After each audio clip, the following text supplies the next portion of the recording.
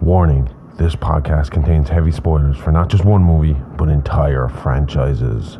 We highly recommend going and watching these movies before listening to us as a companion piece that stitches all the timelines into one creepy, crime-ridden story. There will be no more spoiler warnings. We do not break character. After this, there is no turning back. You've been warned. Hit the music. You are talking about the nonsensical ravings of a lunatic mind. It's alive! It's alive! It's alive!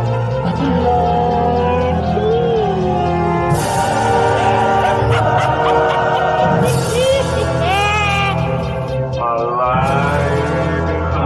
It's alive!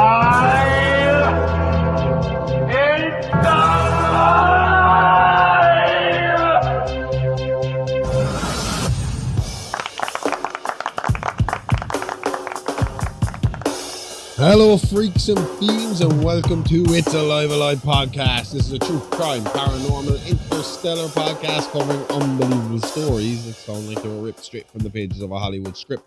I am your host, the outlaw Dr. H.R. Smokestein THC, and with me as always is my very own Scream Queen, the perfect combination of beauty and brains, the bride of Smokestein, the India Horror, the expert of guts and gore, the gorgeous, the sexy, Amy Rose. Hi. And sorry, I have to readjust my mic. This week we are looking at Abin Cooper and the 5 Point Church. Sure. Very reminiscent of Waco, which we also cover on It's a Live Action this week. Tomorrow. We'll be up tomorrow. Yes. We'll check that out. But I mean, I don't know how to intro this. It's my usual shit. It's a bunch of crazy Christians doing a bunch of crazy Christian shit. I think the story will sum it up for them. Don't worry. Yeah. I mean, yeah. I always feel bad. Before we get into this, I always feel bad, even when we were talking about Waco. And I don't usually feel bad for police officers, but I feel bad for the guys who have to deal with this shit after Ruby Ridge. Because Ruby Ridge was that. And Ruby Ridge was like my first kind of introduction into this kind of stuff. I was really young watching that show. It was a 2-part mini series. It was like It was released. It was a made-for-TV movie 2-parter. I did show it to you one time, didn't I? Yeah, I saw it, yeah. I saw it when I was younger. It was on TV. And I remember watching it. I can't remember why my parents let me watch it. They were usually pretty strict about what we watched. But they were cool with us watching that. I don't know, was it maybe the side of their racism and showing us why racism was bad? I don't know. I just remember seeing it. There's that. But it's on YouTube. You can watch it on YouTube for free. Randy Quaid? Yeah. The Siege of Ruby Ridge, I think is what it's called. Sure. With Randy Quaid playing Randy, whatever his name was. Alright. Randy was the name of the real guy too. Yeah.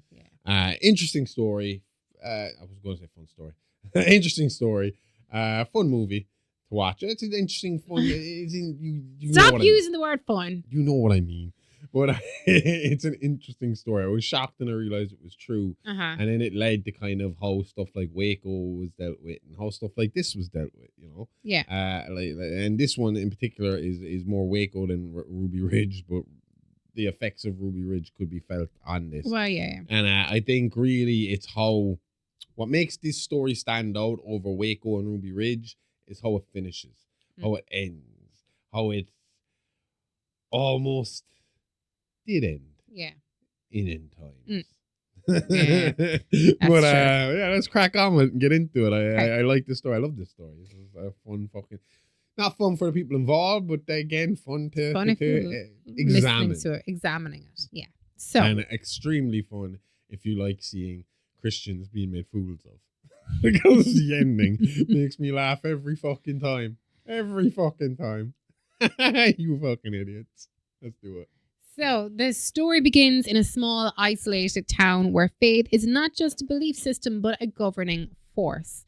Sundays matter more than laws, and dissent is treated like a moral illness. And at the center of this community was the 5 Points Trinity Church, led by Abin Cooper, a man whose sermons are less about salvation and more about purification. Right. So before anyone starts thinking this came out of nowhere, let's talk about the environment that grew this. Like I said, we see this a lot in America, specifically America. with the hardcore, because they're Protestants, right? Those evangelical people, they're all offshoots of Protestants. Yeah. Fucking prods causing trouble all over the fucking world. See, this is what happens. British people decide to colonize some place. They go in there, they put in their fucking own religious institution, and they fuck off and let everybody go fucking crazy. Yeah, but it's really the Germans. Huh? Protestantism started over there. I agree The with Brits, you. Yeah, the Germans created the disease. The Brits spread it. It's like syphilis. Yeah. I'm joking. Okay, I'm really joking. You syphilitic fucking dirty British bastards. But, I don't know him, and I'm not affiliated in any way to this podcast. This kind of idea of it's a big fucking deal over there, the division of church and state, right? Oh yeah, Which is it has to be to have a proper multicultural. But at the same time, all their money says in God we trust. And everything they do is led by Christian prayer and Christian being. And at the moment, the way the climate is over there now, Christianity is being shoved down everybody's fucking shoulder. Well, it is, yeah. So, so this is actually more relevant now than it ever has been. Or has been in a very, very long fucking time. Yeah. At least in the modern fucking age. But your problem here is then mainly is the idea of religious leaders who really, really, really, really believe in their fucking shit, believing that the word of God outweighs the word of government and law and order. Right? Yeah. That's kind of where this all starts. It's where Waco starts, where Ruby Ridge starts, where fucking every classic fucking church versus government story starts. It's the word of God beats out the word of the government every time. Pretty much. And if you could prove that God existed and that God had said those words and had those belief systems, you would be right in believing that outdoes the government. Yeah. But unfortunately, the government has a lot of red tape to prove what they're doing is, in theory, supposed to keep law, order, and everybody equal and happy. Yeah. In theory. Yeah. It certainly keeps law and order to the most part. Whereas the religious people are going off of feeling, vibes, emotion, and notions and dreamlike states where they were told by religious beings in their dreams to do stuff. Yeah. If I did everything that I was told to do in my dreams, well, I'd be locked up too. Even though a lot of my dreams are prepping for the bad things that we talk about. That's understandable. We talk about it a lot. Usually it's like some monster of the week that we have discussed, some killer or some fucking doomsday fucking thing that I end up having like really vivid dreams about. The only thing is I end up really enjoying my nightmares and having fun in them. That's why I'm so suited to this. That's why I'm so suited to all of this. That's why I enjoy doing so much writing and studying and research for all our fucking podcasts. Because when I have a nightmare, I come out of it. I do the same thing as the rest of you when you're having a nightmare. I moan, I fucking flinch in my sleep. According to Amy, there's times where I scream in my sleep. But as soon as I wake up from it, it's like, whoo, what a ride! I want to do that again. Night. That's me without sleep. Yep. But yeah, so this thing, it doesn't come out of nowhere. It grows, it festers, and it just gets worse and worse and worse. And it is getting worse and worse and worse. This is the start of something that, this is the continuation of something that is only growing at the moment. Yeah. And Abin Cooper preached a doctrine rooted in the apocalypse, the belief that the world was already lost and that only a chosen few remained worthy of survival. His congregation did not see themselves as extremists. They saw themselves as obedient. And there it is, the magical word that's gotten more people killed than disease, war, and bad cooking combined. I was going to say baked goods. Baked goods can kill you too if you eat too many of them. So obedience is virtue. Obedience is identity. Obedience is an excuse to stop fucking thinking. Mm-hmm. Nothing says moral clarity like outsourcing your conscience to a guy yelling into a microphone about who deserves to fucking burn. The church operated largely unnoticed, dismissed as fringe and ignored by authorities who saw no immediate threat because nothing had happened yet. Well, that's kind of my favorite part of all true crime stories. Mm. There were signs. We could have connected some dots, but Americans love freedom of religion right up until the religion starts stockpiling ammo like it's Black fucking Friday at the end of the world. Absolutely. Do you know what I mean? Yeah. Up until that point, everything, it's, sure, they're just the local fucking religiousness. Yeah. You know the way they are. They don't cause any harm to anybody. They keep to themselves. It's fine. Yeah. And the town surrounding the church accepted its presence. In fact, they actively avoided it. No question asked, all hassle avoided. And in places like this, silence is the same as approval. And that silence is the co-conspirator nobody ever indicts.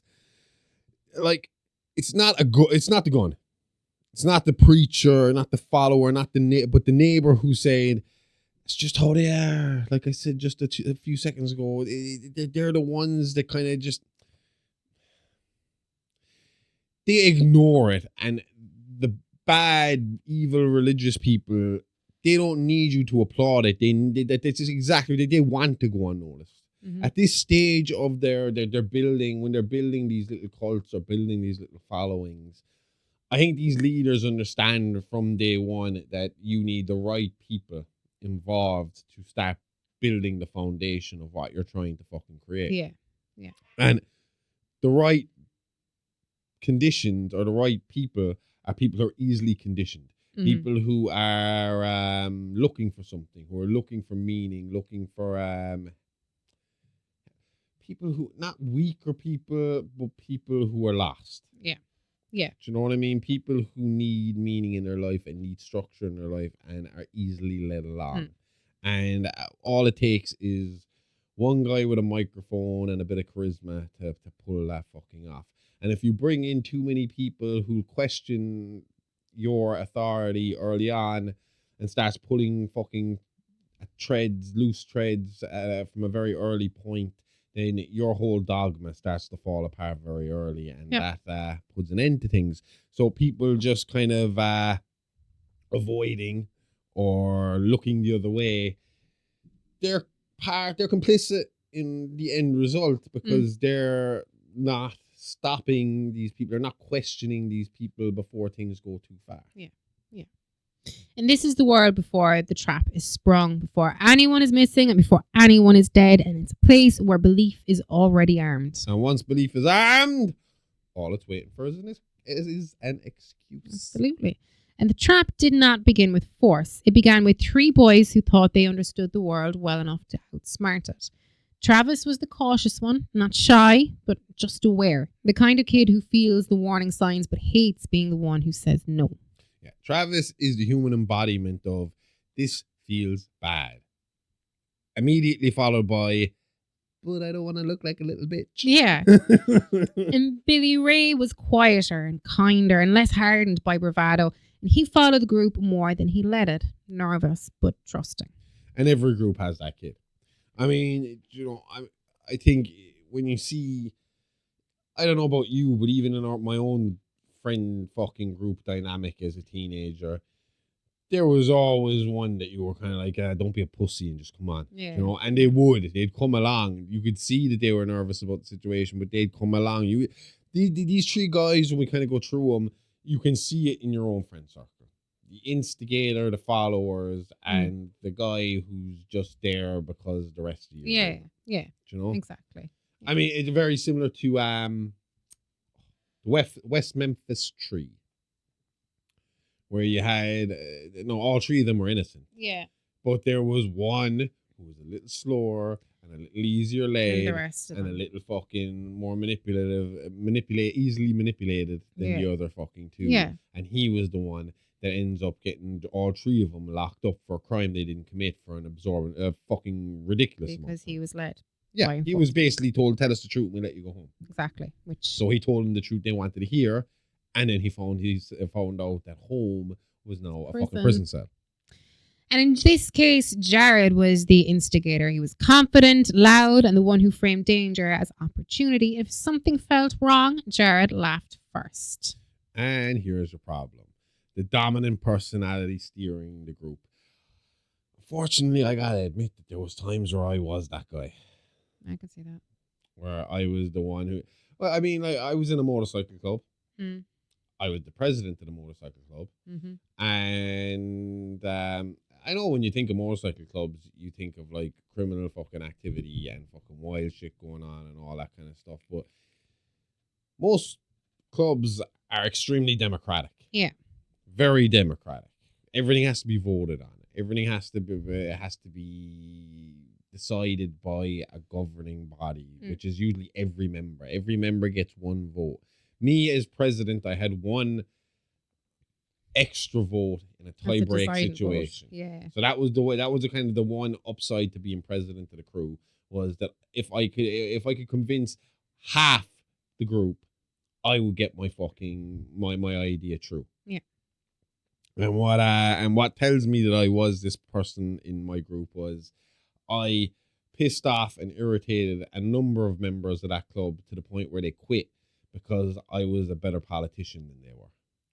They'll hate hearing that if they are hearing that, but that's essentially what it was we would discuss things in a meeting and then decide that the vote would happen the week later so everyone would have time to talk and think about it. Yeah.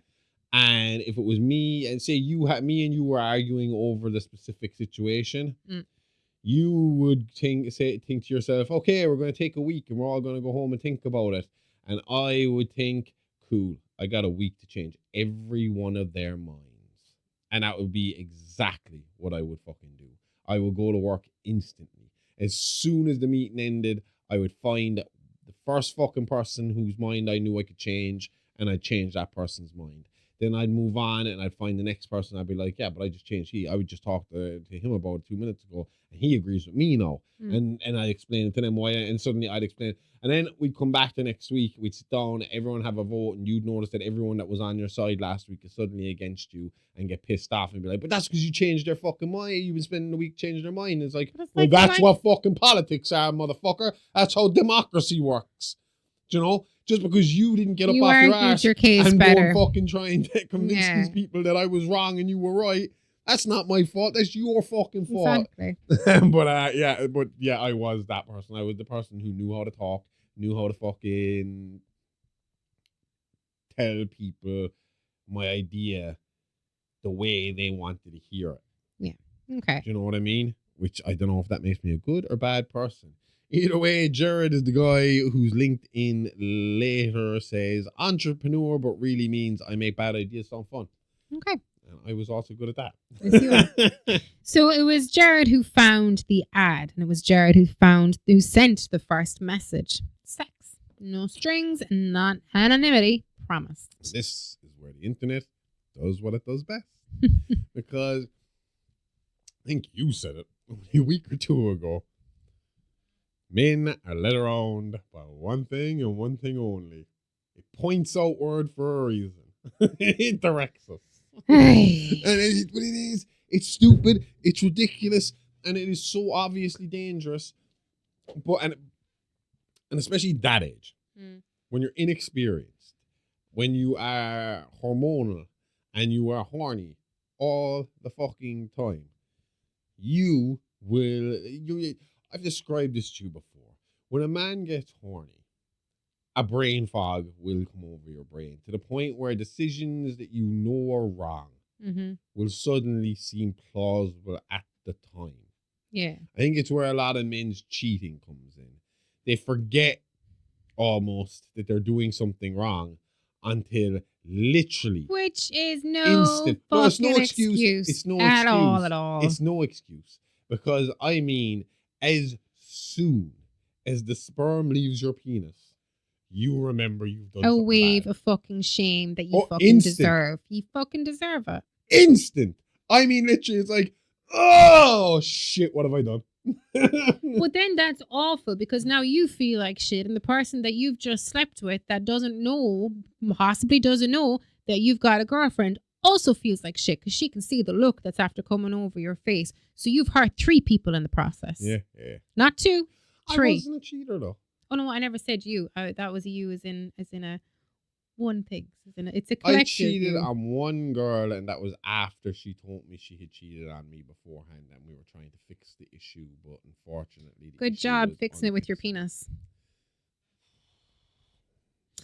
All I'm saying, and afterwards, I didn't go, oh shit, I waited for the girl to leave, and then me and my friend were like, we need to fucking come up with an alibi. So we made an alibi. We took pictures of me around the house, hanging out with the dog, and posting on Facebook to make it look like I just been home all night, and it worked. I'd have smelled fish straight away. You serious? Well, yeah, because you were fucking going out with me like 2 months before you moved into my house. How the fuck could I get away with that? Like, I was here too, Josh. I know you weren't here, right? Shit, it doesn't work. We're rumble, boys, run. So Travis hesitated and Billy Ray asked questions, but Jared reassured them and he made it sound harmless. That reassurance is the real weapon here, right?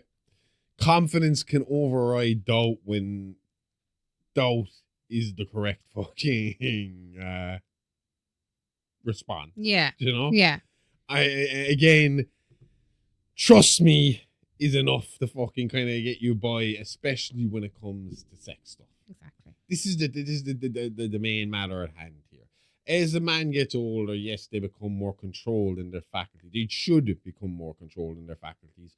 Otherwise, you're on the sex offenders list or in jail. Either way, Or on the Epstein list. You gotta fucking, yeah, exactly. You're a billionaire or you're in jail. It's one of the two.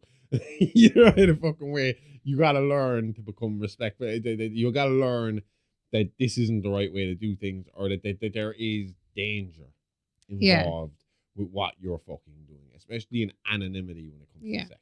I think obviously women, that shit is bred into you from fucking day one, that sex is a weapon that men can use, and sex is a weapon that men will fucking use against you. And both of us can use it as weapons, but men get violent with it. Yeah. You can just hold it back and agitate a man. The man can force it on you. Or worse again, when it comes to anonymity, that's Shatter the basically anonymity. how absolutely every single serial killer story we've ever fucking told had started with a woman going missing. She told nobody. They didn't know she was a hooker. They didn't know she was going on a date. They didn't know she was going to this place. And then she never came back. Yeah. So, yeah. Sometimes when in doubt, keep your pants on. Exactly. So the three of them drove out together, laughing and mocking their own nerves. The address was remote. It was a quiet place. And this is where the point of no return shows up. Because isolation is a deliberate tactic in a coercive environment. I mean, if someone... see, that would be another red flag for me straight away. If I was in town, if I lived in town and I end up fucking messaging some girl on fucking Tinder in my single days, and she's like, oh yeah, I'm at home alone now, why don't you come by? And I've been talking for a while. That's different. We're in town. There's plenty of people to hear me scream. But if someone's like, yeah, I know we just met, but I'm a super horny girl at home. I live right out in the middle of nowhere. Get in your car. Drive down that dark old fucking road that's not even a proper road with all the spooky trees and stuff like that. We don't have electricity or no lights on the way. There's not that much electricity this far out in the country. No one's going to hear you scream in the country. Yeah. That's the point where it's like, well, I suppose the point, any road where the trees feel like they're cover for something that's watching you is a bad road. Yeah. Is what I'm trying to fucking say. Yeah. Exactly. So they were greeted politely with smiles and soft voices. And that's the last normal moment they get. Hospitality as control is one of the most fucked up things you can fucking do. Politeness disarms people and takes away your survival. It does. Instinct. Yeah. If somebody's charming and endearing and fucking able to bring you into their home and relax you, well, then suddenly everything gets fucking chill out. It's like, come on in, have a beer. Again, if I get to a little backwoods fucking rural area and some lady comes out of a trailer and is all like, come in and have a beer and fucking gangbang the shit out of me, then I'm going to be like, yeah, well, number one, we're all underage. Your moral compass mustn't be very high as it is. Yeah. You're giving me beer and you want me to do what to you? Okay. Yeah. And you don't look like your profile picture either, lady.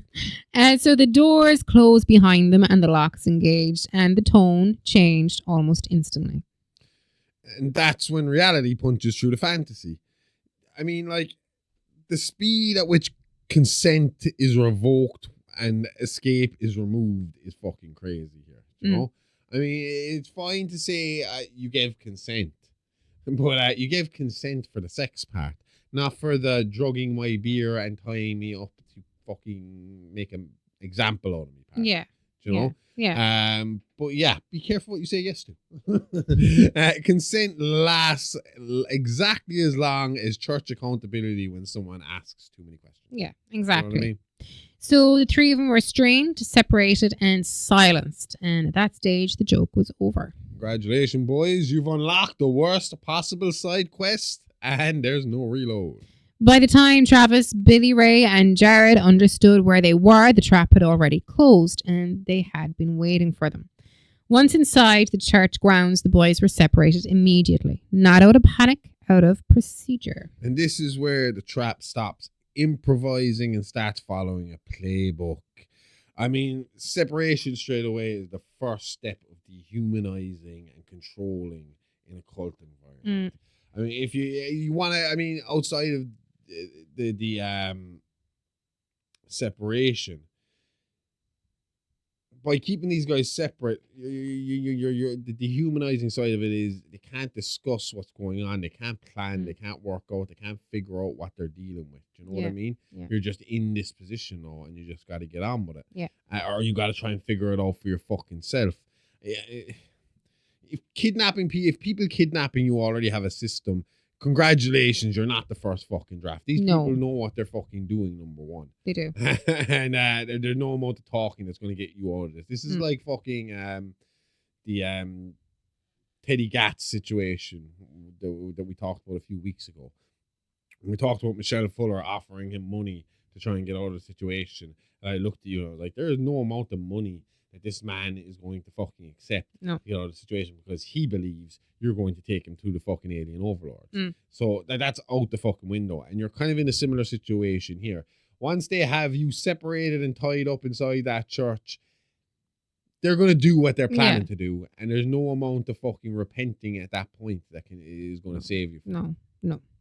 So Jared was taken into the church itself, and he was placed inside a metal cage positioned at the very front of the sanctuary, visible and exposed. The cage was just small enough so he was forced to kneel while the sermon was delivered. And this is where punishment turns into spectacle. I mean, the public humiliation straight off the fucking bat. A caged animal, forced on your knees to fucking, to be judged by our God. Do you know what I mean? Yeah. It's breaking the dominant personality as well, you know? Yeah. It's straight off the bat. I mean, we'll talk about it in a second, but there is a fucking reason why Jared became public enemy number one, why he was the first one dragged out there. And Jared wanted attention so badly, the universe said, cool, here's a cage and an audience, and that fucking idiot ran right into it because, he was horny. Yep. Travis and Billy were taken below the church and restrained in the basement, hands bound with their mouths covered and kept in darkness. So, again, isolation versus exposure and how different environments are used to fracture resistance. Do you know what I mean? Upstairs, you get the judgment. Downstairs, you get the sensory deprivation. Church is really, the church really does offer tier packages here, right? It's a patreon.com/5 points 5 points day channel. I don't know. Fuck them. Either fucking way. They know what they're doing here. They know by bringing him upstairs and keeping the other two downstairs. Like I said, they're going, they have to, I mean, when you take away the sense of sight straight off the bat for the two that are downstairs, and they're judging everything off of fucking sound upstairs, that's amplifying the fear factor. Yeah. You know, it's amplifying the conspiracy of what's going on upstairs. And the more scarier the sounds come from upstairs, like the more pleading they hear, the more loud noises and bangs they hear, the more gasps they hear, the more they're realizing how much they are in fucking trouble. Exactly. exactly. So the boys, they were denied communication, denied any kind of context, and they were told absolutely nothing. And silence is the second weapon. That uncertainty amplifies the fear faster than the violence, like I just fucking said. It turns out, you know, God works in mysterious ways is just a fancy way of saying we're not explaining shit. And by not explaining shit, you don't know why you're here. And if you don't know why you're here, then you can't talk your way fucking out of it. Exactly. Do you know what I mean? Yeah. You can't barter if you don't know what the fucking other side are looking for to Yeah. begin with. Yeah. And inside the sanctuary, Jared witnessed the church's true ritual. At the altar, a man was wrapped tightly in plastic to something that resembled a crucifix. It was alive, bound, and displayed. And here's where the story stops pretending this is about salvation. This was the use of symbolic execution to reinforce ideology and obedience. Do you know what I mean? Yeah. If your altar looks like a serial killer's leftovers, maybe reevaluate the brand. But what they're doing here is, I mean, obviously they're trying to fucking show something similar to Jesus on the cross, isn't it? You know, and Jesus died for our sins. This man here, he's going to die for his sins, and you're going to specify now what that sin in particular was, at least according to the 5 Point Church. Yeah, yeah. So the man was identified as gay, and his presence was framed as contamination, as proof of moral decay. The congregation was told he represented everything wrong with the world outside. And this is where hate gets dressed up as theology. Scapegoating marginalized groups to unify followers through shared disgust and fucking fear. And that's really what fucking that is in a nutshell, isn't it? When it comes to like the intolerance towards people who are in the LGBTQ community, it's more the not understanding, I think, that brings the fear, anger, and disgust out of most of these people. Yeah. Do you know what I mean? Amazing how love thy neighbor always has an asterisk attached. Peace, love, as long as you use your genitals accurately. And that is kind of the problem here. It's like, well, I don't find men attractive, so why the fuck he must be abominable? None of the other men I know find men attractive. We Not all like openly. women. That means you're the fucked up one, or you're just hiding something, dude. We know what you Christians are at. So the man, he was executed publicly and shot in front of the congregation, and his death was framed as righteous. Because nothing strengthens fate like murder, followed by group prayer and zero consequences. Now, I mean, the description of the way that body was found is terrifying. Because obviously, we have, there's a few, they managed to break a few of the followers to explain how these rituals went. And essentially, like you said, they had a pole. It wasn't so much a crucifix, because I think they saw it as Idolatry. maybe blasphemous to put someone who they would consider so disgusting in the same position as someone they revered so much as Christ. Okay. Know? So think like when we were talking about Dexter Morgan, the serial killer that killed serial killers, and we've all seen his setup. He liked to wrap him in plastic in cling film. So this guy was found after the siege was over on the altar. Oh, no, he wasn't. They found him under the ground, but it was explained to him afterwards. Sorry, because they had a trap door to drop him down. He was basically cling filmed, or as the Americans call, saran wrapped, to a pole to the point where he couldn't fucking move. And Albin, the main dude here, the big priest, Abin, whatever it is, Abin. I keep sticking an extra L in there. It just feels like a name that needs an L in it. I don't know why. Yep. But Abin would have his most loyal male followers come up onto the altar, and they would then take a gun and go from the top of the head. Okay. So from right at the base of the top of the skull here, and shoot downwards. Okay. And apparently the blood would then run down into the cling film, making it easy to clean up. And there'd be a puff of smoke coming up, which Abin could also fucking sell to his followers as watch the soul leave the body. Brain Watch dead. it, and it's Fucking and it's going brain dead. upwards. So we have given this man salvation. He is going to heaven. He is going to God. We have freed him from his sin. Every other fire they saw, the smoke went downwards. So Jared was forced to watch from his cage, and he was slowly realizing why he was there. He might not have been gay, but premarital casual sex was just as bad in the eyes of the 5 Points Church. Yeah, and fear is used big time here to rewrite behavior and suppress resistance. Now, I will say, and this isn't the only group that are like this in America. There's also what was that dude's name? He's dead now. I looked him up when I was researching this. Fred Phelps. Yeah, Westboro Baptist Church. Yeah. They would have been very similar in the sense of a lot of the members of this church were family members. Okay. Were married into the family. So these aren't just your regular outsiders or people you have to worry about going snitching. These are literally, a lot of this is Abin's children and grandchildren and in-laws. Okay. In fact, the man identified as shooting the gay man on the altar was his son-in-law, married to his daughter.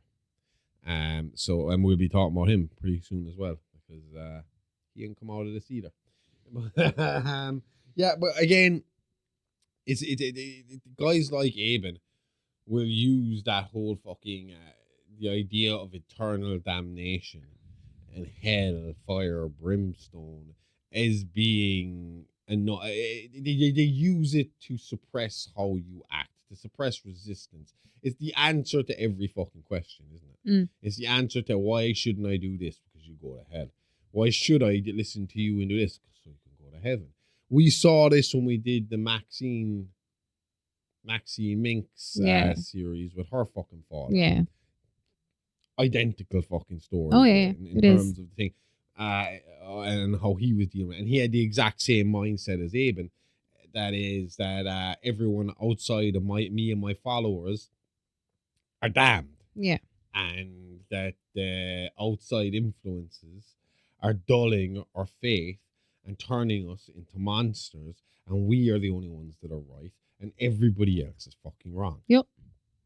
So below the church, Travis and Billy Ray heard this gunshot and they did not know what it meant, only that something irreversible had happened. And that sound travels further than any sermon. But again, it's like what I was saying earlier. Auditory trauma. The unseen violence can do a whole lot more to destabilize someone than witnessing the fucking act. Absolutely. At least when you see the bullet coming, you know what you're in for. Yeah. But when you're there and all you hear is a loud bang and you don't know what oh no. Yeah. What are they going to do to us? Yeah. You know? Yeah. So yeah, that noise that turns, maybe we can talk our way out of it into, we're definitely fucked.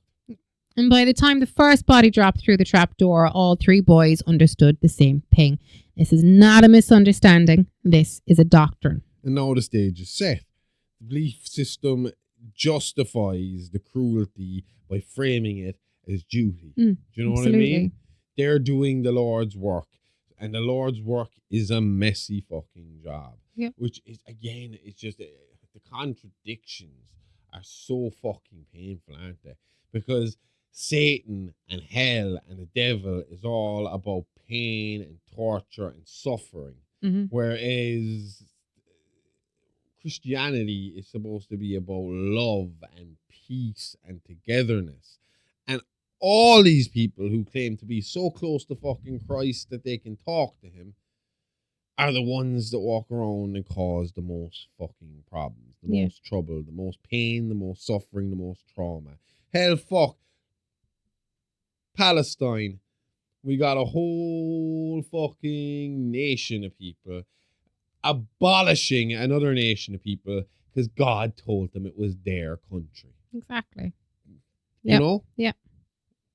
Peace, love, and fucking harmony until you stand on my fucking land and say hi to the wrong fucking deity. You fucking idiots. But yeah, congratulations, boys. You didn't just stumble into a cult. You wandered into a hate crime with him. And at the center of it all stands Abin Cooper, watching and waiting.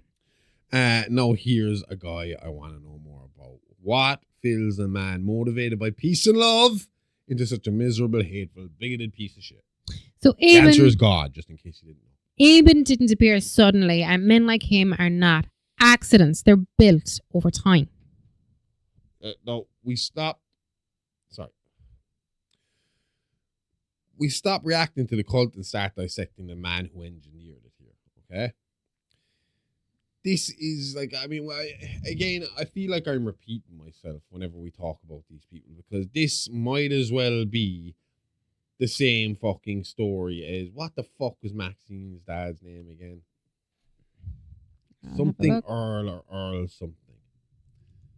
We talk about so many of them now that I fucking forget really, really, really quick.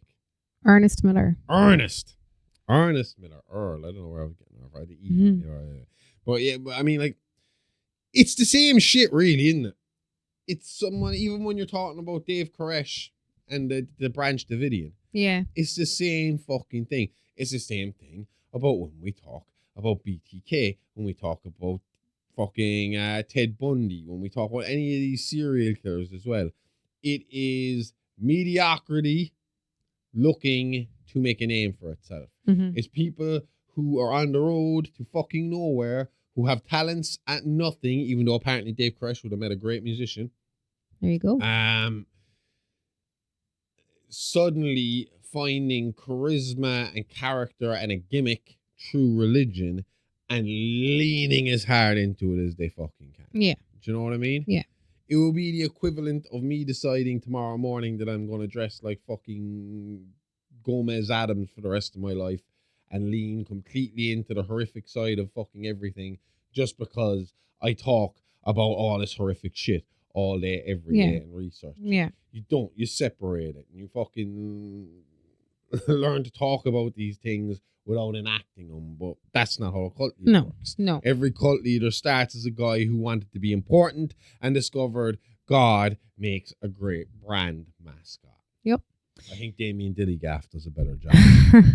So Cooper grew up steeped in fundamentalist doctrine. Scripture taught as law, punishment taught as love, and there was no room for any doubt. And when doubt is illegal, cruelty becomes policy. I mean, I know they say curiosity killed the cat, but in this church, it also gets you shot in the head on an altar. Yep. And as an adult, Cooper gravitated towards increasingly extreme interpretations of scripture.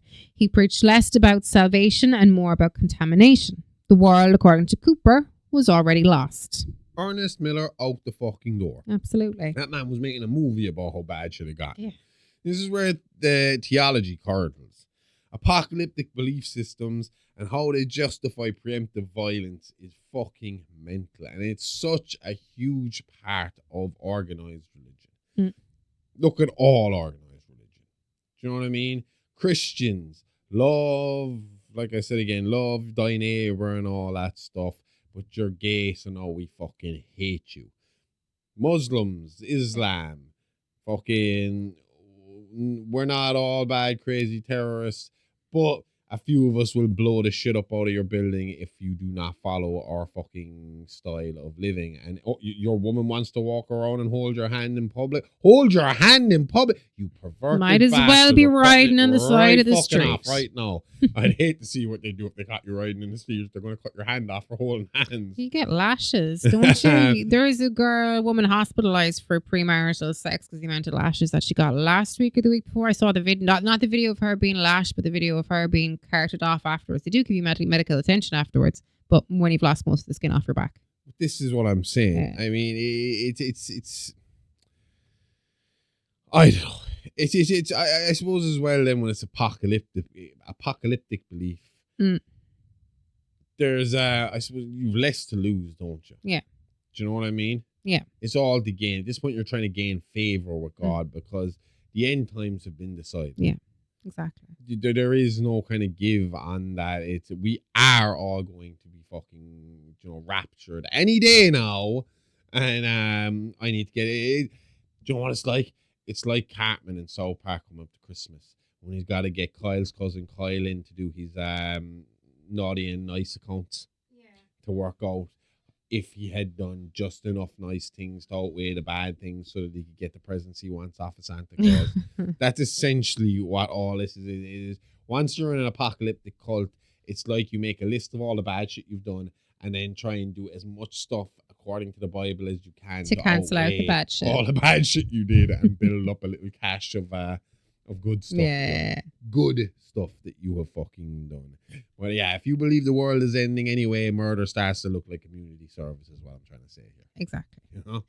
So Cooper modelled himself after ministers who thrived on outrage. Men who used hate as spectacle. Public condemnation became his pulpit. Yeah, and there are plenty of parallels in this fucking scenario. Yeah. Like I said, Fred Phelps, David Koresh, fucking Jim Jones, Marshall Applewhite. Any cult leader you want to fucking name out, They this fit is in. it. They slot in. This is exactly what they fucking do. They use hate as spectacle. Everyone else is wrong. We're right. We are the chosen few. They are the fucking damned. Yeah. You know what I mean? When the rapture happens, we will float peacefully into the sky to our Lord and Savior, while the rest will have to stay on the ground and battle. Does that? Yeah. Because Ragnarok, my fucking apocalypse, is we stay and fight. Yeah. So, I mean, does that mean that they're both maybe canon alongside each other? Or does it just mean that pagans aren't pussies and Christians are? Fuck you. I don't know. Anyway. When your entire theology is God hates the same people you do, you're not a prophet, you're just a tantrum with a Bible. Yeah. That's what I'm saying here. Do you know what I mean? Yeah. They don't... It's all acceptable because it's all in the Bible. Exactly. But if you really read the fucking Bible, or at least accept the Bible as more of a guidelines rather than a how-to, you know, you can interpret the Bible any way you fucking want to make anything fucking work. Yeah. I think I could prove that with if you put the Bible. I told you this yesterday on another show, on the Waco show, because we recorded it yesterday. And I said that I am currently using ChatGPT to teach me about religion.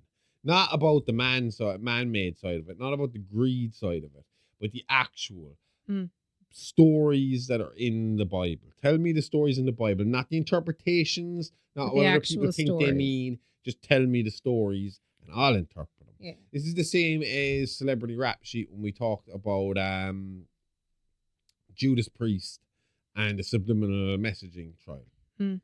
And how they disproved the whole do it fucking thing being in there in the song was by going in there and saying, okay, I can tell you anything is going to be in this song and you're going to believe it because I have basically trained you to fucking accept that you're going to hear this word. Yeah. And when they said, all right, in this song I say milk, and then fucking after they play the song, like, how many of you heard milk?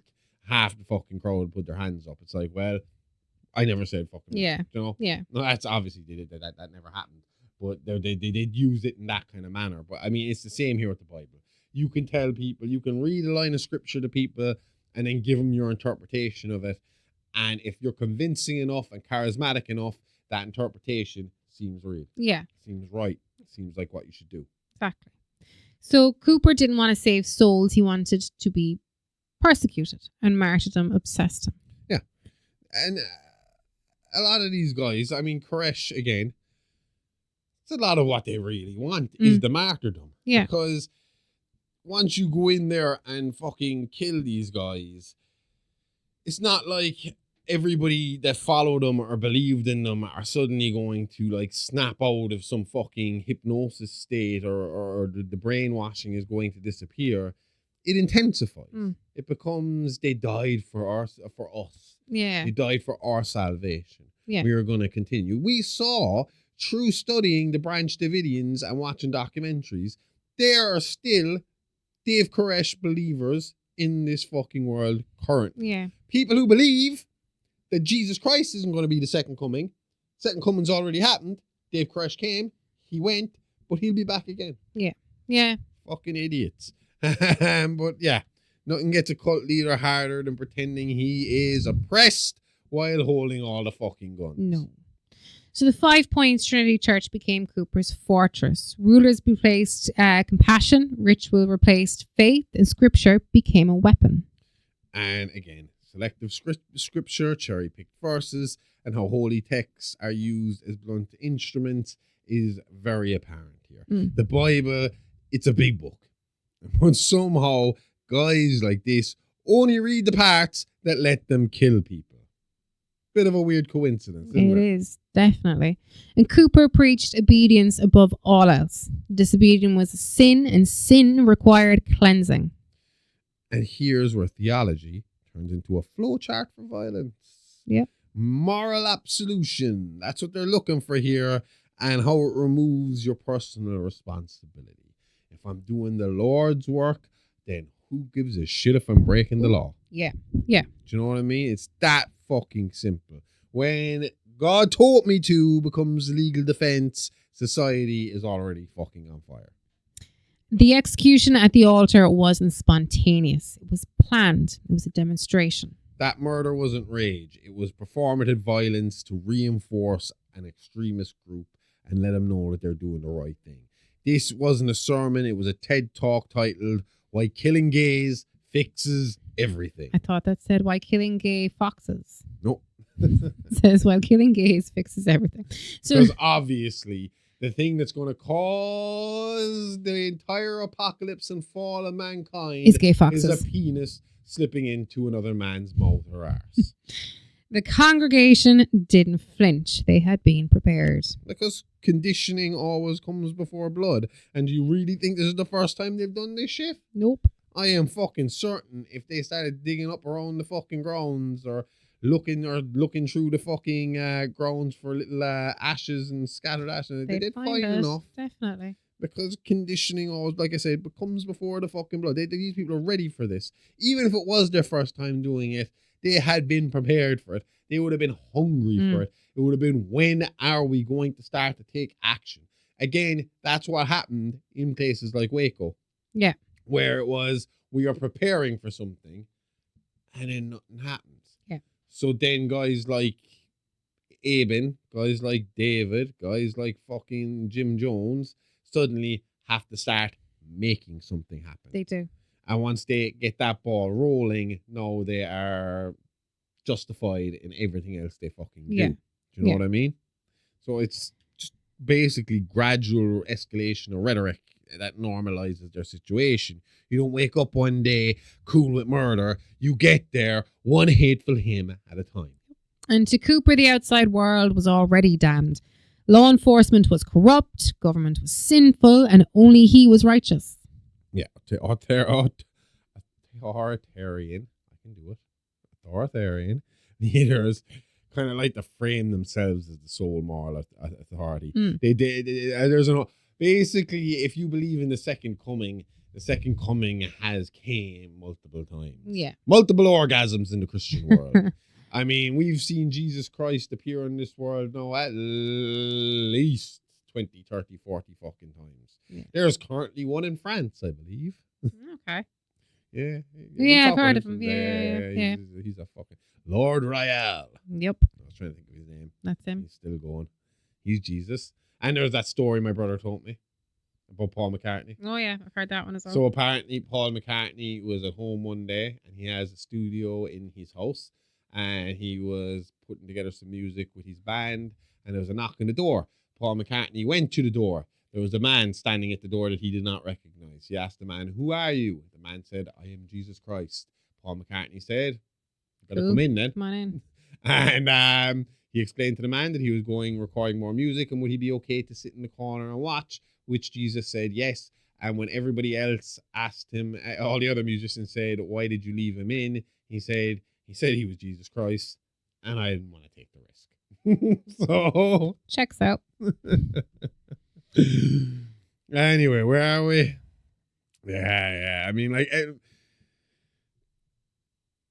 there's a lot of Jesuses walking the earth at the moment, but every cult leader thinks he's fucking Jesus, but somehow always skips the thou shalt not kill part of the commandments. You know what I mean? You just skip right over that, except for the dude that hung out with Paul McCartney. That all ended fucking fine. By the time authorities started to close in, Cooper wasn't afraid. He was excited. Because confrontation is the payoff. For guys like this, siege isn't a nightmare. It's just fucking foreplay. Absolutely. They are craving this conflict. Yeah. They're waiting for it. Like I just said, this justifies everything he has said. It does. Abin Cooper did not see himself as the villain. He saw himself as a history maker and a visionary. And that belief is what makes him lethal. The most dangerous sentence in America is, God's on my side, especially when it's followed by gunfire. So Jared is chosen next, but it's not because he's the weakest, it's because he's the loudest, the one who questioned and the one who resisted. See, I hinted at this earlier and I knew it was coming up, so I wanted to try and keep it quiet. This is why he was picked first, chosen first. This is why he was plucked from the tree first, because as we said at the very start of this episode, the other two were comprised of a doubter who was a follower and just wanted to be cool, and a doubter who was led along because he was the weak link of the fucking group. Yeah. No, the weak link of the group and the other doubter are they're the two weakest of the group. They're not going to cause as much trouble. This one though, Jared, the loud one that eggs everybody on to go do stuff, he's the one that's going to be fucking screaming and making the most fucking noise and the most trouble on the way out than anyone is going to be. Yeah. And again, like I said, I can kind of identify with this guy, and you could be sure as fucking hell if I was in his position, I wouldn't be going out quietly either. No.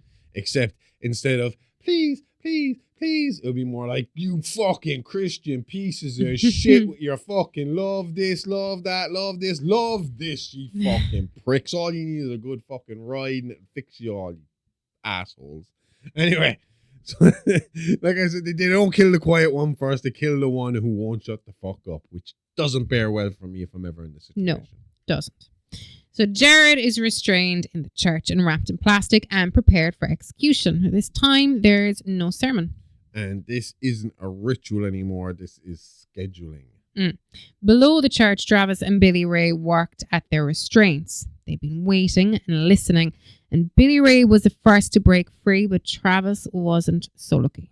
And this is where the desperation splits them, you know? Yeah, and Billy Ray naturally ran, and the noise carried through the building, and the congregation heard it. Again, he's the innocent one. I mean, I think nerves here alone will be enough to move him on. And it's that interruption that saves Jared's life. Yeah. You know? Yeah. Because it turns out cults hate unscheduled events more than they hate sinners. Because it could be the cops. Jared's execution was postponed as the congregation turned its attention to Billy. Yeah. Priorities shift fast when control starts to slip. And then all these cults, it's control. And unbeknownst to the boys, consequences from earlier that night were catching up. On the drive to the meeting point, their car had sideswiped a parked vehicle and they'd never stopped to check the damage. And this is where dumb luck collides with hypocrisy. So, I'm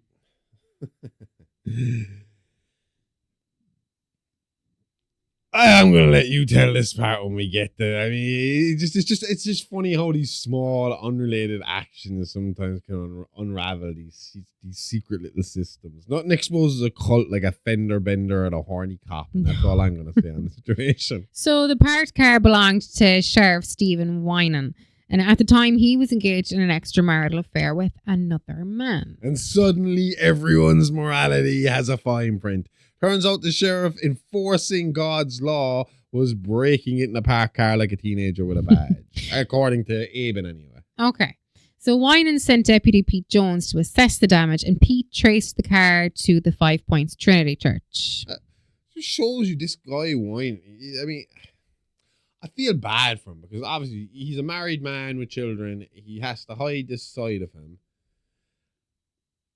But still, even through all that, he still has the law-abiding side of him. And even though he doesn't know who hit the side of his car, and he didn't go chasing after him because he needed to keep his secret hidden.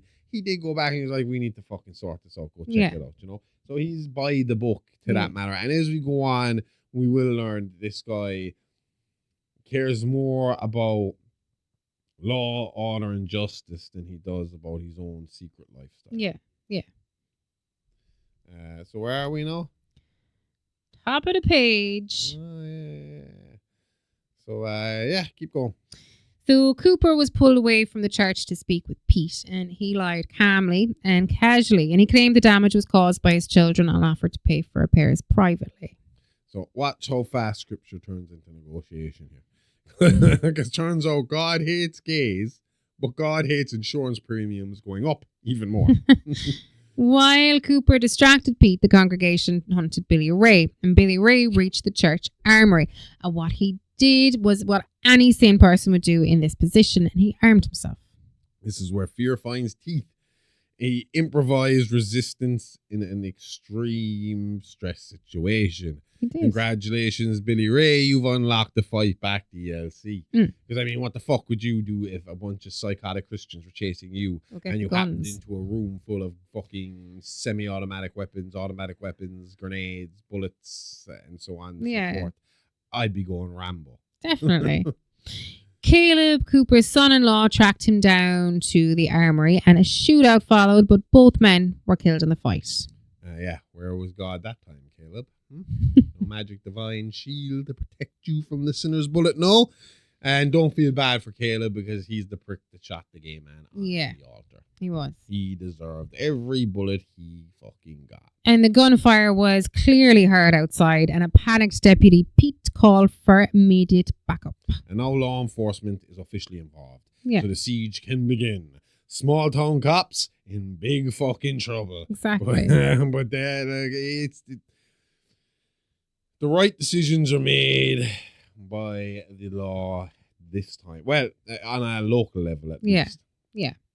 So Pete was executed by Cooper's son Mordecai under his orders, and Mordecai complained without hesitation. Complied even. Mordecai always seems like a bad guy's name.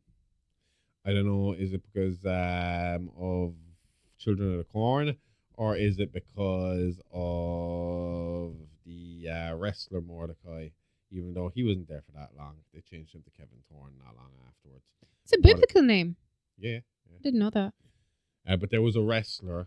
His later gimmick was Kevin Thorne, where he was a vampire for the reboot of ECW. ECW, they call it WWECW is the kind of fan nickname for it. Yeah. But beforehand he was Mordecai, and it was kind of like an anti-Undertaker style gimmick. Okay. Where he wore all white. Huh. Dressed like the Undertaker, all white. I don't know if they ever, I can't remember. I wasn't watching. It was that one, it was those few short period of years where I wasn't paying attention to wrestling, but he was there at that stage, and I just know of his existence. But Mordecai, usually he's what pops into my head, or I can picture the Children of the Corn talking to Mordecai. But yeah, at this point now, deniability is out the fucking door. Saying that no witness, saying that there's no witnesses means fuck all. You've killed the cop. The cop's dead. We know the cop's dead. He was radioed. There's damage done. Yeah. Trouble has started. There is no getting out of this. At this point, Abin knows this. His family are going to know this. This is the last stand at this point for these people. Exactly. This is like when the ATF show up Waco asking to see fucking their gun licenses. Yeah. You know? Yeah. They didn't show their gun licenses, they showed them their bullets. Yeah, exactly. So Abin took the police radio and he contacted Sheriff Wine directly, threatening to expose his sexuality. Weaponizing shame in authoritarian systems. Amazing how fast God hates sin turns into God hates snitches. But at the same time, this is a smart move because it would work at least 3/4 of the time, 75% of the time. There's going to be guys who are going to stop and think, is losing my family and my entire lifestyle worth stopping this person and what they're doing? Now, at the same time, I think as much as I'm saying Winan did the right thing, I think you're kind of backed into a corner when one of your fellow police officers are shot and fucking killed. Yeah. That needs explaining one way or the other. Oh, it does. So what are you going to fucking do? But and at the same time, I mean, like, my attitude right here would be, I mean, Abin's the one telling you he's going to fucking, oh, we're going to say this, that, and the other. And I'd just be like, yeah, well, to be honest, buddy, we're in a situation here where I'm about to call the ATF and FBI. When they get here, you're not going to get outside long enough to tell them shit about what I do with my fucking penis. So I'm not all that worried about it. In fact, I'm going to aggravate the situation and tell them you got hostages in there and that you've killed them. That so you're they're just closeted. going to come right in and blow your ass up. Hey, bye-bye. But yeah, that's how that should have went. So Winan refused to be intimidated, and he knew he'd have to fall on his sword with this one, and he called in the FBI and ATF immediately, as you said. And that choice changes everything. A moral reckoning versus self-preservation. The man did the right fucking thing. Like I said, he was in a corner where he couldn't do much else, but he did the right fucking thing. Yeah. One man finally decides not to be a coward, and suddenly the alphabet shows up. ATF, FBI, CIA, everybody's here. Well, the CIA one. The church mourned Caleb and cleaned the bodies, and then they reset. Grief management, cult style. But again, casualties are normalized here. Caleb didn't die. Caleb went to meet the Lord earlier than the rest of them. It did. That's the mentality there. Mm. And to do it in the service of God. Doing it trying to take down a sinner who was about to fucking kill the rest of the sheep. And they would refer to them. I'm not saying sheep in the sense of followers, but I mean, let's face it, when it comes to fucking to Christianity, the Lord is my shepherd. Yeah, exactly. Making you sheep. Yep. And the devil is a wolf in sheep's clothing. Yeah. You know what I mean? All works out here. So these guys, as far as they're concerned, he was just down there taking care of the wolf, got knocked out, got killed, and went to go meet Jesus and God early, and he was having the time of his life. Yeah. Happy out. Sitting at the table with God, with Christ. During the chaos, Travis broke free and armed himself. And hope makes its last stand. Travis saw Jared prepared for execution, and he hesitated and decided that the best course of action was to run for help. And that decision cost him everything. So Travis exited the church armed, and ATF agents mistook him for a cult member, and he was shot and killed. And that's a tragedy, but let's fucking face it. We all know when it comes to America, the last thing you do is run at a fucking police officer With a gun in your hand. when you're armed. Yeah. You do as you're told. Get down on the floor with your hands behind your head. No fucking problem, officer. But do I got a story to tell you afterwards? That's how that should have went. But yeah, a lot of this kind of shit happens in standoffs like this because there's so much chaos. There's so much fucking trouble going on. And how do you differentiate one normal person from the flock when everybody is, they're not wearing uniforms? No. It should be different if we were dealing with Heaven's Gate, and you saw them in their stupid tracksuit shoes. Then you know who is who. Yeah. The haircut straight away goes, shoot the ones in the city haircuts. Yeah.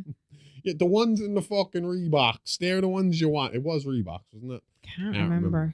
You know, specifically one brand of shoe that they got an offer anyway. But yeah, Travis survived the cult just long enough to be killed by the people who were trying to rescue him. So now Jared was still alive but alone, and the siege was about to begin. And by the time federal agents arrived at the 5 Points Trinity Church, the situation had already spiraled beyond anything local law enforcement could contain. There were confirmed deaths inside the compound. At least one deputy was missing, and the congregation had closed ranks around Abin Cooper. And this is where the story stops being contained and starts drawing national attention. Nothing says we might have fucked up like a sudden appearance of men in matching tactical fucking vests. You know you're in trouble there. Oh, yeah. And as soon as those agencies start to come in, everything's going to start to escalate. Exactly. You know what I mean? That as soon as ATF or FBI show up on the scene, you can be guaranteed Fox News, CBS, NBC, all of them, they're going to be lined right up fucking behind them with their news vans. Yeah. Yeah. This is Gail Weathers with an on the scene report. So the ATF established a perimeter around the church grounds and surrounding property. The roads were sealed and positions were taken, but despite the urgency, no immediate entry was made. And here comes the waiting. And again, this has a lot to do with Waco and Ruby Ridge. We need to wait. We rushed it last time. Yeah. When we rushed it last time, 25 children were fucking killed. We were blamed for it. Let's not make this mistake again. You know? Yeah. So they're going to stand back and try and negotiate their way out of it. But a standoff like this is just two groups with guns hoping the paperwork kills the situation first. Yeah. You know what I mean? Maybe we can sort this out by leaving some shit slide for ye, and ye take a few hits for us. You know, a few small charges, a few slaps in the wrist. We'll forget about the dead people, and we just a couple of fines for having guns you shouldn't have, and making semi-automatic autos, and, you know, so on and so forth.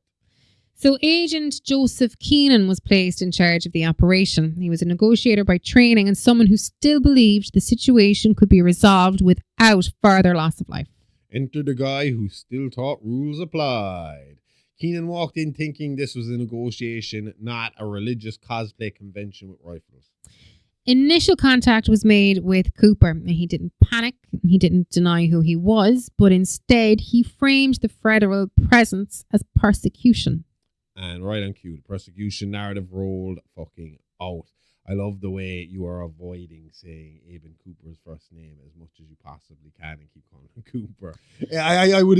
Abin Cooper's a mouthful. You're either Abin or Cooper. When I was researching this and writing some notes and stuff like that for this, I abandoned calling him Abin as well. But it's not because I can't pronounce the name or anything. It's because Abin Cooper. Why do we need to keep saying Abin? You're all. I just kept finding myself Cooper's slipping easier. to Albin. Yeah. I don't know why. I just kept sticking that extra L in, and that's why I just switched to Cooper as well when I was. Sounds like some Irish word that I can't put my finger on. Alba, that's Scotland, isn't it? Yeah. Albin. There Scotland. we go. But yeah, I mean, again, you have these extremists who weaponize their victimhood when confronted by authority. You know, Australia, and Dave Koresh was the exact same way. It's, well, we're just trying to be peaceful Christians over here, and you're coming over here fucking all our shit up. We didn't do anything wrong. We're not bothering anybody. But it's like, well, buddy, even if you're not bothering anyone outside of fucking your little fucking church, sex with underage people is still sex with underage people. So, Mr. Koresh, you're under arrest. Yeah. Shooting gay people in the head and your altar just because they're inside your compound does not make it legal suddenly. No. You don't get to do that. Tricking fucking horny teenagers into your church so that you can fucking kill them for being horny teenagers, that doesn't make it legal. No. So, it's wild how fast God hates sinners turns into, why is the government bullying me? Cooper claimed religious discrimination and harassment and an attack on faith itself. He denied all wrongdoing inside the church. And this is the part everyone's heard before. But do you know what it is as well, though? You can kind of understand where these guys get this idea from. Because, I mean, not to harp on about it fucking again and again and again and again. But Israel-Palestine. The Israelis are fucking, that's basically their comeback to everything. This is my religious right. This is my religious fucking reasoning for what we're doing. These people are completely fucking shitting all over our religious beliefs and our religious fucking sacred ground and all this stuff. So we should be allowed to go in and completely eviscerate them. And the world says, no, you shouldn't do that, but doesn't do anything about it. So, and all they have to fucking keep screaming is words like fucking discrimination. And that'll be enough to fucking, or in the Israelis fucking version of it is, you're all anti-Semitic. I'm anti-Zionist. Apparently anti-Semitic means you're against genocide. Who'd have thought? Considering, you know, a bunch of anti-Semitic people did a lot of genocide to fucking Jewish people. And the rest of the world dug dug them out. Mm-hmm. Not even 100 years ago. Yep. What you gonna do? Anyway, yeah, I keep losing myself because I get angry and start talking about people. So yeah, multiple bodies inside your church really complicate the we're just worshiping argument. Yeah, it does. Is basically where I'm trying to go with all this. So inside the compound, the congregation responded exactly as Cooper intended. Fear was reframed as righteousness, and outside pressure became proof of prophecy. And now the siege mentality is locked in. External threats strengthen internal loyalty within extremist groups. Yeah. Nothing bonds people faster than believing everyone else is evil and trying to kill you. So weapons were distributed among members of the church, and men with no combat experience were suddenly armed and emboldened. And this is the thing. This is where things always get worse. Civilian militarization under ideological stress. Giving guns to fanatics and calling it faith is America's favorite speed run category. You don't instantly, it's not like God fucking is like, oh, you're working for God now. Your aim will be spot on. You will know every military tactic ever known to man. You're still just a fucking idiot that goes to church every fucking week, but now you got a gun in your hand. And you got to give over some of your wages. Huh? I think these people were working, really. No. I mean, the Branch Davidian, none of them were working. They were selling guns. They were selling guns. That's what drove the ATF to their Yeah. fucking location in the first place, was them fucking turning semi-automatic rifles into automatic rifles and then selling the fucking things. Yeah, exactly. So throughout all of this, Jared remained restrained inside the church, alive, terrified, and largely forgotten. Agent Keenan continued attempts at negotiation, and he offered medical assistance, a safe surrender, and a way out. Yeah, this is the last real off-ramp here. And the thing about it is, where you're fucked in this situation is extremist leaders will hear negotiators and think we're winning. They want to negotiate. If we were really the bad guys, they'd have just come on in here and shot the place up and arrested who was left. But the fact that they want to negotiate means they know I'm right. They know that if I get my word out there and I get to talk to the public and everybody gets to hear what I have to fucking say, then I won't be the bad guy. They'll be the bad guy. They're trying to get the innocent people out, and then fuck you, they might bomb the place with you in it because you're the instigator. But at the time, the extremist leader isn't going to see it that way. No. They're going to see it as weakness. Exactly. So Cooper responded with scripture and with veiled threats framed as prophecy. And there it is again. Religious language used to avoid accountability. When Bible verses replaces answers, start updating the casualty count. And as the day wore on, anticipation replaced fear inside the church. And many believed this moment had been foretold. And that's where belief turns dangerous, isn't it? Apocalyptic obsession and the desire for violent fulfillment. It's again kind of going back to the whole fucking martyrdom shit that we talked about. It is, yeah. They are not afraid of dying because they believe they're dying for a cause and that the cause will lead them to the pearly gates. Yeah. And give them a VIP fucking pass through those pearly fucking gates. For some people, the end of the world is the only time they feel important. Exactly. Do you know what I mean? And that is a lot of the type of people who are going to be targeted for these kind of cults. People who feel like they have done nothing with their life and need to do something. Need to make a change. Need to stand up and feel important in themselves. Yeah. And outside, federal agents prepared for escalation. Snipers were positioned and tactical teams stood ready. And now nobody could pretend this was going to end cleanly. Once scopes come out, nobody's leaving without a warning and a handshake. No. Do you know what I mean? Inside the church, Cooper prepared his congregation, but not for survival, instead for martyrdom. Yeah, and we've already discussed that. Martyrdom is what they were looking for here. It just fucking... It's psychological armor. Exactly. By the end of the day, the siege was no longer about rescue. It was about who would control the ending. And that's when everything finally breaks. When both sides think God's on their sides, bullets become the tiebreaker. For hours, federal agents held their positions outside the 5 Points Trinity Church without advancing. That delay was deliberate. Everyone on the scene understood the ghosts hanging over the operation. Waco, Ruby Ridge, as you said. No one wanted another siege remembered for the wrong reasons. This hesitation wasn't incompetence, it was trauma. When your worst case scenario has its own Wikipedia page, you move real fucking carefully with what you do. Agent Joseph Keenan continued to push for a peaceful resolution, and he believed time could still de-escalate the situation, that negotiation might save lives on both sides of the perimeter. Keenan still thought this could end without bloodshed. Yeah. Again, we talk about this with Waco, the idea of the negotiators and the tactical teams not being on the same side. And I think it's because of the type of personalities you're looking at. A negotiator needs to be able to reason with people, needs to be able to sit down and discuss and hear your point of view and try to sympathize with it, and in turn manipulate you into coming out and giving yourself up. Yeah. Tactical teams on the other side are more your meathead fucking gun-toting, let's just go in and shoot them out of there. Yeah. Do you know what I mean? They might come out looking like Swiss cheese, but they'll come out. They'll come out. Do you know? So Keenan was playing chess while everyone else was already loading magazines. Yeah. And inside the church, Cooper interpreted restraint as weakness. The longer the ATF waited, the more convinced he became that prophecy was unfolding exactly as promised. And when you believe God's running the operation, patience looks like fear.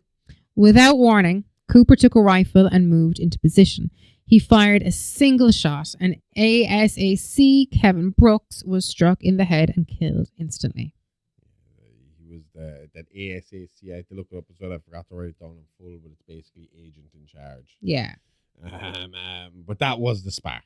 That was the moment the standoff became a full-on firefight. One bullet erased every peaceful option that was still on the fucking table. The church erupted and members opened fire on federal agents from windows and cover positions, and what had been a siege became open combat in seconds. And now it was a war zone. And that's how quickly all this can collapse. One fucking shot gets fired and it's all out war. Turns out God will protect us doesn't stop returning fire. No. You know what I mean? Agent Keenan attempted to regain control of the situation, and he ordered restraint and tried to slow the response. Keenan was still trying to pull the brakes. Nothing ages you faster than trying to stop a firefight with good intentions. Yeah. You know, I feel bad for this guy because this guy did not want it to go down. No, he didn't. And that was when the call came down from above, and the 5 Points Trinity Church was officially designated a hostile domestic terrorist organization. The order was clear. Eliminate all members. And that's the line that changes everything. No, Keenan has went on record as saying, right, he was so against this that he at first refused the order. He was like, not a fucking hope. That's the wrong way to go about it. And he was basically told, this is a direct order. This is what you're to do. And his response was, if it's a direct order, I want it in fucking writing. Okay. Send me an email, send me a text, send me something in fucking writing that he can back himself that I can specifically point to and say, I was told I had to do this. That it wasn't, he wasn't going to be the fucking scapegoat. Following orders didn't get the Nazis off the Nuremberg trials, though, and it's not. But again, the difference is that in this situation, the ATF and FBI aren't going to fall and have to go through trials, are they? No. At the end of this, he's the one that will have to answer for it. And at least if he can say, my higher up just sent me this text message right here and told me I had to do it. Direct order. No court in America. The opposition is, I will be here in court, being court-martialed and being put to jail for going against a direct order, lose my career, lose my fucking pension, lose my retirement, all that kind of shit, because I didn't do my due diligence and make sure that this was 100% what I was being asked to do. Okay. And I needed it direct because, again, last time we did this, 25 kids ended up dead. Yeah. So, yeah. Inside the church then, while gunfire consumed the adults, the children were left behind, and they were under the care of Cheyenne, Caleb's teenage daughter and Cooper's granddaughter. And this is where the story stopped being ideological and starts being human again. I mean, the role of children in extremist environments and who bears responsibility for them is a touchy fucking subject since Waco. Exactly. I mean, is it the responsibility of the law enforcement agents outside to make sure these children come out safe? Absolutely. Is it the responsibility of the believers inside to get their kids out of the firing line to begin with? But see, that's the thing. If they believe that all of them are going to fucking heaven for doing what they're doing, they'd be going against their own belief system by releasing the children. Do you know what I mean? Why should the children have to, if all the adults get to go and live in paradise with God and Jesus and everybody else, why would they leave their children in a world that is damned and full of sinners and hate? And that's why it falls back on law enforcement. Mm-hmm. They're supposed to serve and fucking protect. And who needs protection more than the kids? But the order was complete annihilation. Which They is were an fucking extremist wrong. group. Yeah, no. No I one understand. was to walk But the out of this higher place ups alive. were wrong as well. Anybody under 18 should not have been fucking killed. So Cheyenne tried to find a way out. Not for herself alone, but for the younger children in her care. And she searched for exits and for cover, anything that might get them clear of the fighting. Yeah, this is survival without doctrine.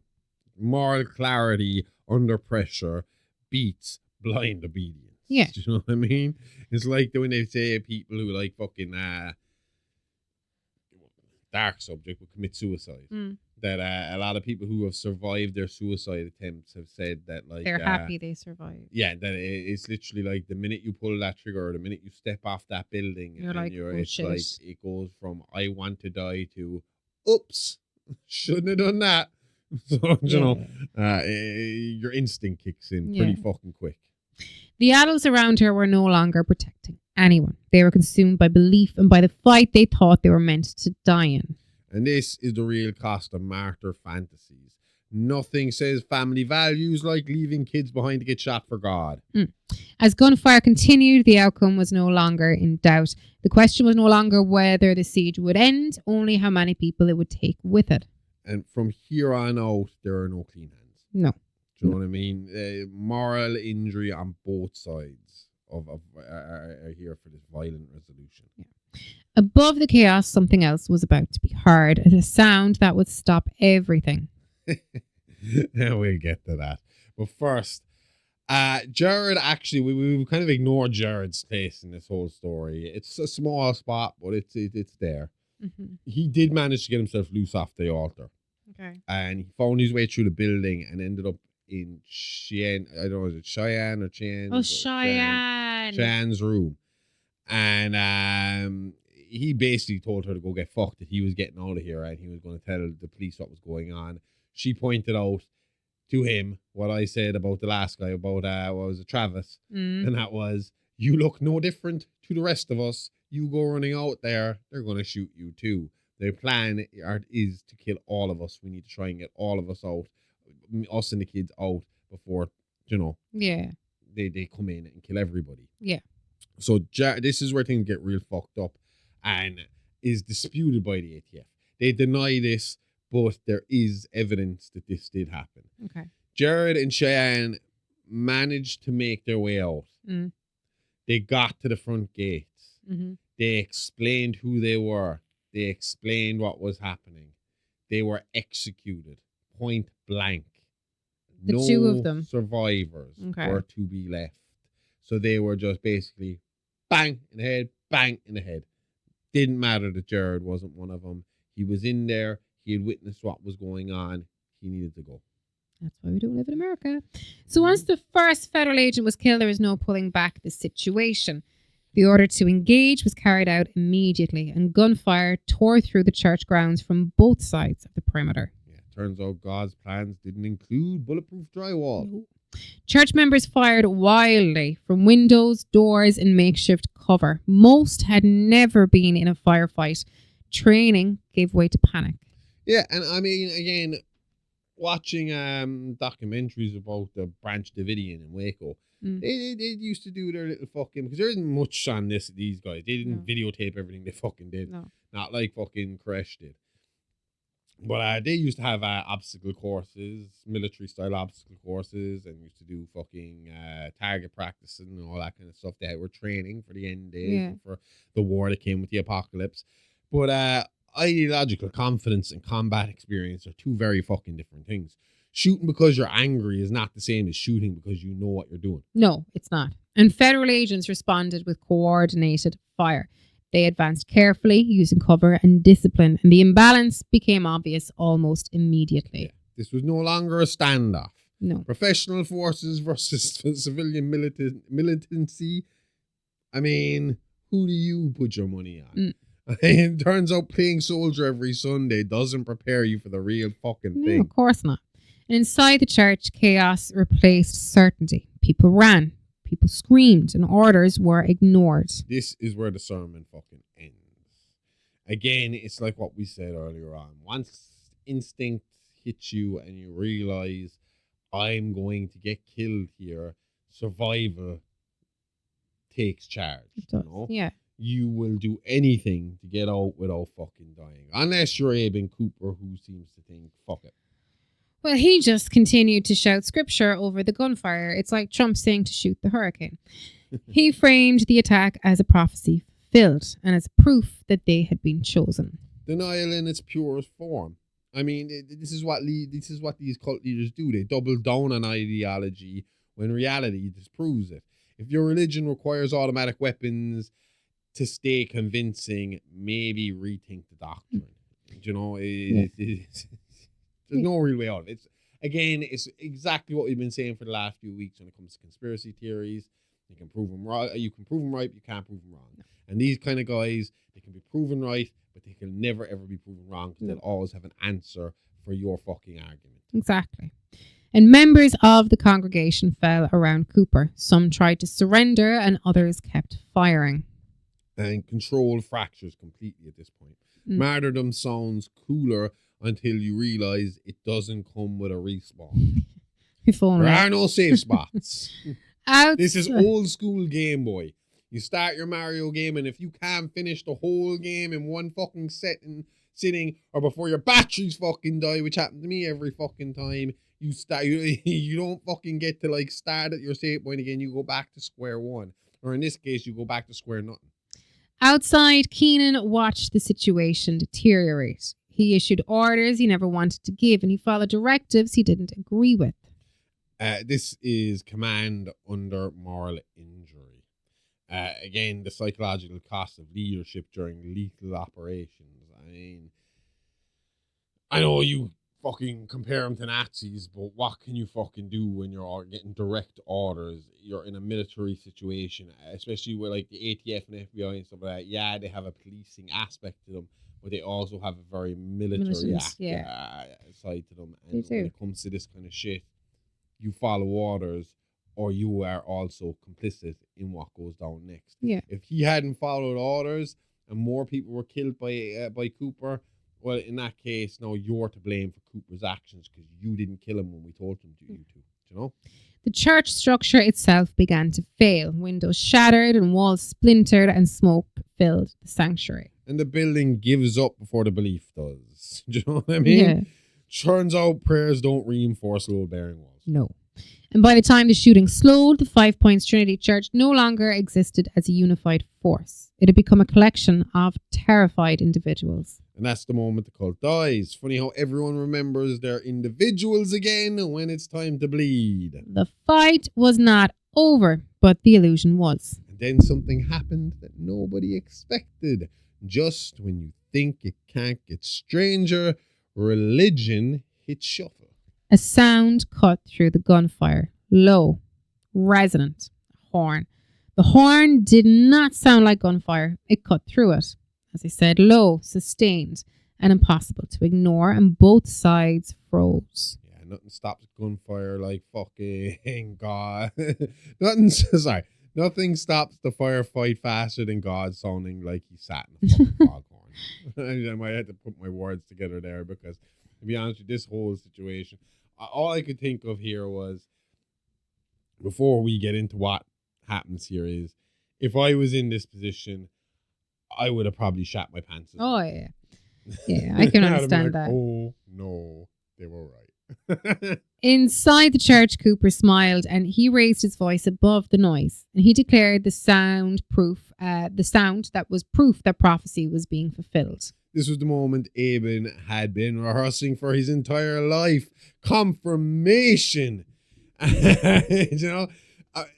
Amongst all this chaos, at this particular fucking time, we get the sound of a loud horn echoing over all the chaos that's happening around them. Yeah.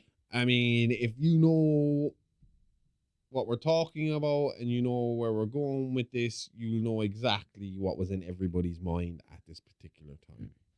Outside the compound, Agent Joseph Keenan hesitated, and the order he had received was clear. The church was to be eliminated with no exceptions. And here's where command theory meets human fear. Turns out even federal agents have a "what if God is real" and mad panic setting. The horn continued, but no fire fell from the sky and no earthquakes followed, but doubt crept in anyway. Because belief doesn't need evidence. It just needs timing. If you shout this is the end long enough, eventually something noisy will agree with you. And obviously, if you haven't guessed at this stage, the end times is supposed to start with the sound of, is it an angel blowing a horn? Yeah. And once you hear that horn, it is the sound of the apocalypse beginning. That's why the war horns are so fucking creepy. So Abin was brought face to face with Keenan, and the preacher leaned into him, smiling, certain and insisting this was judgment. And now it was personal, and Abin was like 5 seconds away from saying, "I told you so." Keenan did not order the execution, not out of mercy, but out of fear that Cooper might be right. Could you blame him? No. This wasn't disobedience. This was hesitation, moral paralysis under existential uncertainty.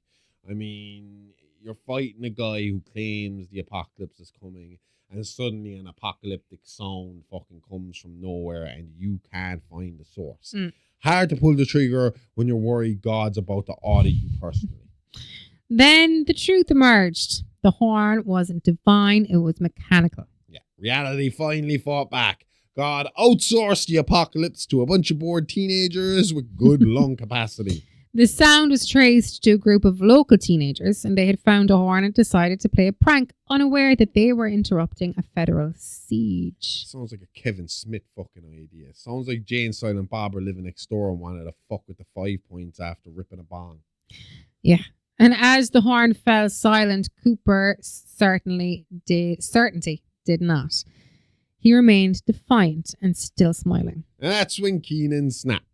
There's only so long you can let a cult leader smirk in your face before instinct kicks in. And Keenan headbutted Cooper, hard and publicly. Oh, that must have been so fucking satisfying. That's how the apocalypse actually ends. At least for Cooper anyway. Broken nose and a bit of a daze.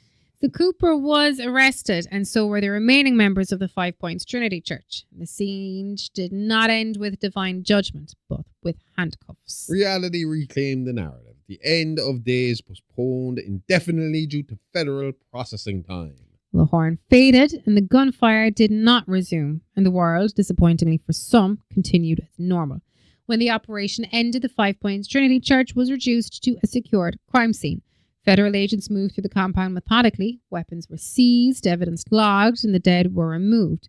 And what had once been an isolated religious community was now the subject of a federal investigation. And this is where the chaos gets reorganized into folders and file names. Institutions like to shift from emergency response to narrative control really fast when things get when things are over. Especially when they fucking told their fucking lead officer to go in there and eliminate all witnesses, but he didn't do that, and now we have some witnesses. We need to get the PR team in pretty quick. Surviving members of the church were taken into custody without ceremony. They were processed, interviewed, and charged under multiple federal statutes related to domestic extremism. Public statements were brief and carefully worded. And now language gets real selective. Neutralize the threat is a beautiful phrase that means don't ask who died. An internal review of the operation was conducted by federal authorities. The use of force was examined, the chain of command scrutinized, and the conclusions were deliberately ambiguous. This is accountability in a suit and tie. Nothing absorbs you faster than a report that takes 6 months to say nothing. Agent Joseph Keenan was formally disciplined following the incident. His current command position was revoked and the reprimand was made public. On paper, this looked like consequences. And shortly afterward, Keenan was reassigned. The new position carried greater authority, more resources, and privately his actions were praised. And there's the quiet truth. Nothing says you did great like a promotion disguised as a scolding. Yeah. The children removed from the compound were placed into protective custody. Officials spoke publicly about rehabilitation and recovery. Specific details were withheld. Because the long-term mess doesn't fit into a press release. Do you know what I mean? And that's the thing. Like, what happens to a lot of these children after the extremist environments collapse? They're put into the system. They are, but what we actually learned from Waco is that a lot of the regular church followers aren't going to get as big of a sentence as some of the higher ups, which means a lot of these people get out of prison and get their kids back. Okay. So a lot of these kids might be taken out of extremist environments for a period of time, but they do always end up back with the mother or father, unless it's one that was killed or murdered in the process of what happened. Yeah. You know what I mean?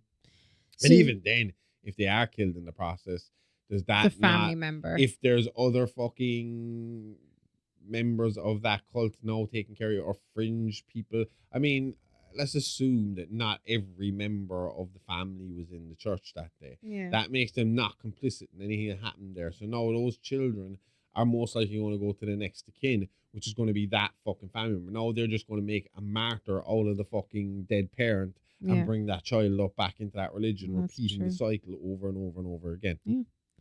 And the church property was eventually sold, the buildings dismantled, and the land repurposed. Kind of like Waco as well. Yeah. Erasing the symbol felt easier than confronting the cause. And like you said, this is obviously reminds us of Waco and the likes of, you know. The school in Waco owns part of that land now. Yeah. So they just bulldoze it, feel like it's closure until the next one pops up and it all starts all over again.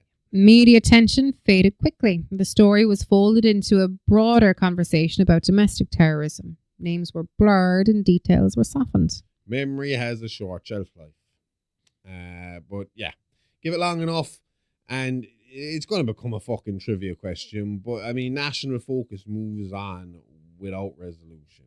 Eventually people get bored and just move on to the next traumatic event that's about to fucking happen. Yeah. What remained were reports and recordings and testimony and fragments of a story that never fully settled. And that's where the discomfort stays. The paperwork closes, the consequences don't.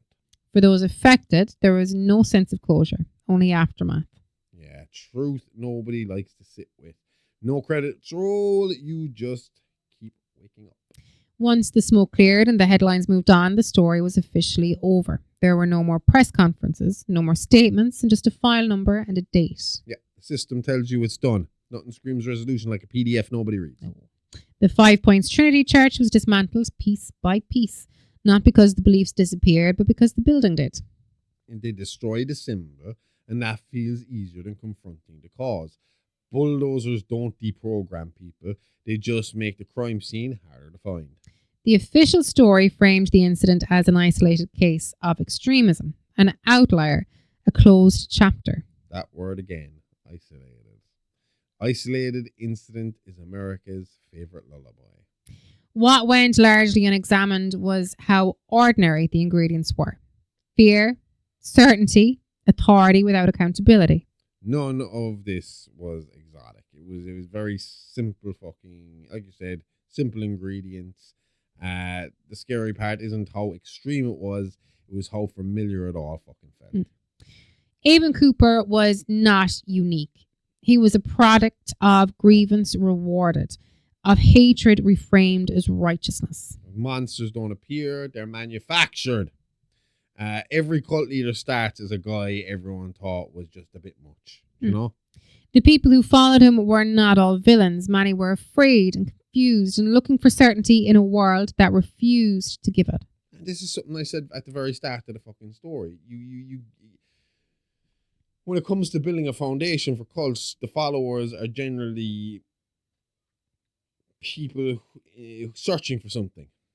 I don't want to call them weaker people. I keep going to say no, they need somebody that needs something in their life that they can missing something. Yeah. Looking for answers, looking for a way to make sense of something. Some people have a shit fucking life and they need something to explain it for them or something that they can put their fucking hope in, and that's okay as well. I don't see anything. Nobody joins a cult thinking, can't wait to ruin my fucking life. No. Do you know what I mean? It's always, this will make things better. Some people want to belong. They want to have a place. Exactly. The real horror of this story was not the gunfire. It was how many chances there were to stop it before it reached that point. Yeah, violence is never the first failure. You know, there are early signs that are ignored or normalized, and by the time the bullets fly, everyone already has lost the fucking argument. What happened at the 5 Points Trinity Church was not inevitable. It was allowed. And that's the part nobody wants to own. Collective responsibility versus individual blame. Evil doesn't need genius. It just needs everyone else to look the other way. It's happening all over the world right fucking now, this very second. The case closed without a lesson being formally learned. No doctrine rewritten and no safeguards strengthened. Which means the conditions still exist. And that's why the story repeats itself across time and geography. History doesn't repeat itself. It just updates the decor. The horror wasn't that people died. The horror was how easy it was to justify it. Yeah, and that'll stick with you. Moral rationalization is a true engine of violence. It's actually the cause of a lot of fucking... When it comes to like group violence, moral rationalization is exactly fucking the culprit here. Once you convince yourself you're right, everyone else becomes expendable. This was never just a story about a church or a siege or a man who thought God spoke only to him. No, this was always bigger than the headline. This has broader implications for extremism, authority, and belief.